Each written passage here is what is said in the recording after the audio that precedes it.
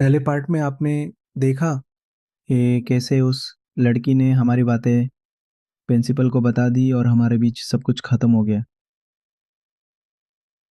अब आगे फिर एक दिन वो खुद मेरे पास आई, लेकिन मैं वहां से चला गया। यार मैं आज भी उससे उतना ही करता था, लेकिन डरता था कि दोबारा वही होगा। फिर उसने मेरे उसी दोस्त से बोला कि मुझे उससे बात करनी है, और मेरा दोस्त मुझे झूठ बोलकर उसके पास ले गया। वहां जाके दोस्त के बोलने से मैंने उसकी बात सुनी। तो उसने बोला कि उस दिन के लिए सॉरी, और वो वहां से चली गई। ऐसे ही कुछ दिन बीत गए। फिर दोबारा मैं उसी तरफ जाने लगा, क्योंकि मेरा प्यार दोबारा बाहर आने लगा। एंड मन बना लिया था कि इस बार जो होगा वो देखा जाएगा। और उसने सॉरी बोला तो मुझे लगा कि उसके दिल में भी कुछ है, तभी उसने सॉरी बोला। मैं उसे आते जाते देखने लगा, अब वो भी मुझे देखने लगी। कुछ दिन ऐसे ही चलता रहा। हम एक ही बस में जाते थे। बस से उतरते वक्त उसका पैर फिसल गया और वो गिर गई।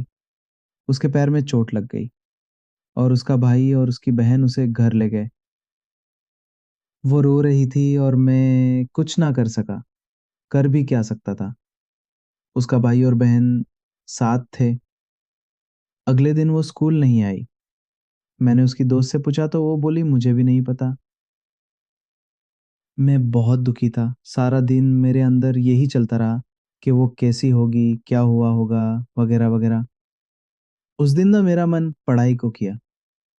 बस ये था, कब स्कूल खत्म हो और मैं उसके घर की तरफ जाऊं। क्या पता वो दिख ही जाए। स्कूल की छुट्टी हुई। मैं सीधा उसकी गली में चला गया, लेकिन वो नहीं दिखी। काफी देर इंतजार करने के बाद मैं वहां से चला गया। अगले दिन वैलेंटाइन डे था। वो स्कूल आई। उसके पैर में पट्टी बंधी थी। मैंने बात करने की कोशिश की, लेकिन बात नहीं हो सकी। स्कूल में जब हाफ टाइम होता था, तब सभी बच्चों को ग्राउंड में जाना होता था। कोई भी स्टूडेंट क्लास में नहीं रह सकता। या तो ग्राउंड में या पार्क में जाके बैठो। उसके पैर में चोट लगी थी, तो मुझे पता था कि वो बाहर नहीं जा सकती। मैंने अपने एक दोस्त के साथ मिलके प्लानिंग की कि आज हम कैसे भी करके क्लास में ही रहेंगे। हाफ टाइम हुआ। हम दोनों बहाना बना के क्लास में रुक गए। मौका देख के मैं उसकी क्लास में जाने लगा, और अजय को मैंने बाहर खड़ा कर दिया कि कोई बाहर से आए तो वो मुझे बता दे।